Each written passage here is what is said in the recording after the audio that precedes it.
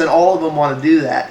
The problem is, and I'm so glad this is happening, but I haven't properly researched it yet, is there's some budding companies that are working to actually build nationwide Wi-Fi networks, like WiMAX networks and things like that. And what I honestly see happening here is if the cell phone companies aren't careful, they're going to cut themselves out of this game, because those networks are going to come up and people are going to figure out, I can just get a device that supports this network and not get data with the cell phone company, or if the cell phone company makes me buy their data but won't let me use it, I just won't use it at all. And I think that's actually what they want. I think they want mandated data with the phone, but set the bandwidth limit so much that you won't use it, and you'll go spend $50 with somebody else to use their network, and that way they're charging you for something you're not using that they don't have to support. Sure. Yeah. But the more money they can make and package in and nickel and dime, just like you were talking about with that Verizon issue. Now they have even smaller plans. It's like $15 for 250 megs. You go over that, you're going to be charged another $15, and then so on and so on and so on. And the more they compartmentalize and reduce bandwidth and make the illusion that they're making it cheaper for you. You just like you said, the whole thing's a shell game with bait and switch and so on. It's cheaper upfront cost, longer lifetime commitment price. It's the whole thing at its finest. And honestly, the only thing I ever see putting an end to that, which is why I am exceedingly annoyed that the Nexus line of phones are dead and other stuff. But I'm hoping a good competition mobile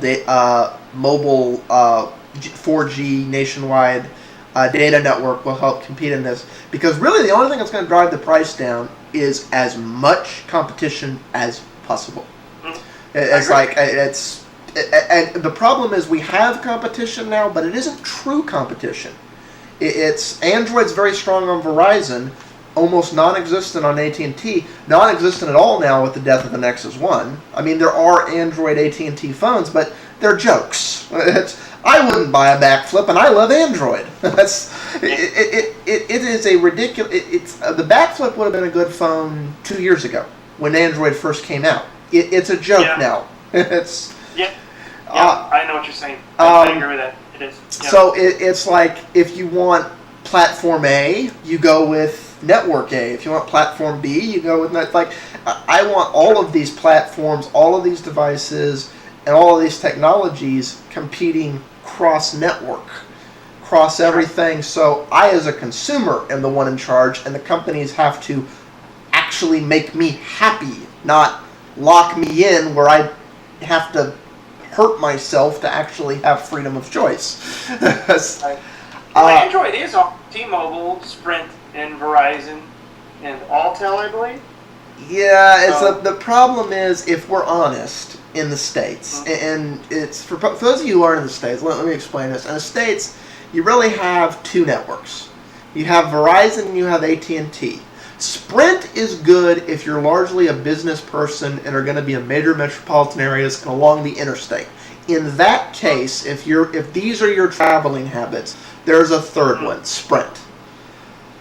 Right. T-Mobile is one of those here, there, some airport, some sun, but it's not really a nationwide provider. It's a real hit or miss. If you're in an area where T-Mobile coverage is great, T-Mobile's a good place to go. However, I have yet to see an area where T-Mobile has good coverage that Metro PCS doesn't. And if you look at them pound per pound, it's like the T-Mobile unlimited is, I forget if it's $70 or $80 plus taxes, so about $100, and Metro's $50 including taxes. So if you're in that area where you're not traveling, you're just staying where you are, and you don't care about good nationwide coverage, and in those circumstances, T-Mobile's a good company for you. But in those circumstances, Metro's a good company for you at half the price for the same stuff. So now the downside there is Metro's CDMA and T-Mobile's GSM so you're not going to have the same choice of phones. But Right. that's one of those things I see improving with time. Sure. It's while we're on the topic of GSM versus CDMA. It's like I saw you making some comments about that, saying you disagreed with me. But when I it sounded like you were talking about how the 4G differs, not so much on the voice lines, or was I missing something? No, I mean no. I don't know who it was mentioned in your in the video that basically GSM was more advanced. And I was like, oh, dear Lord, here we go. It was an offhanded comment in reply to my explanation of the comments by James, and I agreed with it under this context we were talking about. So I guess we both said it. Yeah, because to me, CDMA always made more room within the band that it ran, and always had the option to expand within that band. Now, I know everybody was talking about, well, it was able to do one thing at a time, but they've already changed that one EBDO and extra channels. Well, yeah, no, and what you were talking about there, that you're still not able to do that on either Verizon or Sprint's. Well, actually, I think you are on Sprint's network, but I know you're not on Verizon's network. That's one of those things. Is it that the phones aren't supporting it, or that the carriers are slow to embrace it? Embrace what? Doing data and the phone call at the same time? Yeah. I do it on my Palm Pre, and that's on Verizon. Okay, so it's just all the phones, not all the phones support it. Okay. Yeah, I mean, I can have, the phone on speaker and looking at a map or what have you. So, the thing with CDMA is that Qualcomm, when it created it in the United States, they preferred it because they could get away with automatic tower switching far better than GSM. In that, if there was failures here, it could pick up a lot easier on other towers. And the broadcast ability of CDMA was also greater than GSM, and giving it greater range. So GSM, though, well, you were saying that makes sense in an area that's densely populated. I would argue CDMA makes infinitely more sense, which is why it's very predominant in the U.S. in an area that is sparsely populated because of the wider geographic range. Yeah. Well, everybody was saying that CDMA is used by the majority of the world. When they say that, they're talking about, what I was saying is they're talking about geographic area.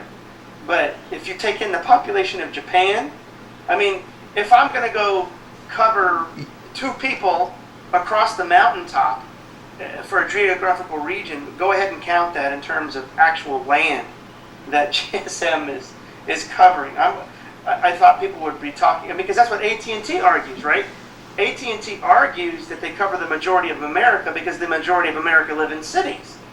And so when someone is saying, well, GSM is used more over the world, well, are you talking about a geographical type thing, or are you talking about in sheer numbers of people? Now, GSM is in Europe and is the only commander in Europe because of their ridiculous laws, because that's what they wanted to protect, because it is inherently a European standard that they created.